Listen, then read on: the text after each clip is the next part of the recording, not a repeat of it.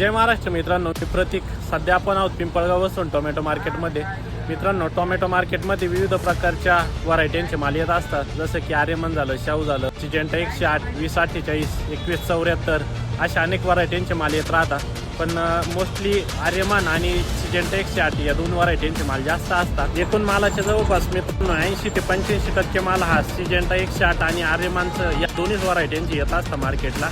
आणि या दोन्ही व्हरायटींच्या मालाच्या बाजारभावामध्ये पण डिफरन्स असतो. तर मित्रांनो, या दोन्ही व्हरायट्यांमध्ये कोणती व्हरायटी चांगली आहे, एक्सपोर्टसाठी कोणती व्हरायटी किंवा कोणत्या व्हरायटीचं जास्त मालाला चकाकी असते, साईज असते, हे स्वतः आपण शेतकऱ्यांच्या अनुभवातून जाणून घेऊ.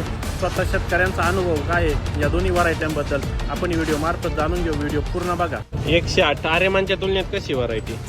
चांगली आहे. साईजला काहीच प्रॉब्लेम नाही, लवकर मीडियम नाही पडत.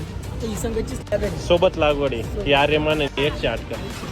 बरं, सोबत लागवड येईल, फरक दिसतोय ना? मीडियम दिसतंय, चांगलं आहे. अजून 80 रुपये बरोबर आहे. मार्केटमध्ये रेटमध्ये फरक पडतो. वजन वगैरे कसं वाटतं टमाटे? चांगलं आहे ना? ओके. नाही, काही शेतकऱ्यांचं म्हणणं आहे की वजन कमी होईल. कितीवर लागवड आहे?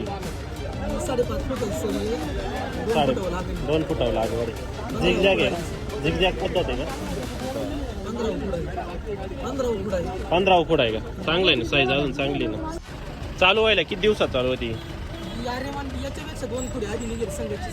2 खुडे आधी चालू झाली. 108 बरोबर. आणि अजून साईज पण टिकून यायची, लवकर साईज कमी झाली. बरोबर. एकंदरीत एक्सपोर्टसाठी 108 चांगली व्हरायटी. 400 रुपये ही मागितली आणि 280 रुपये ही मागितली. बरोबर आहे.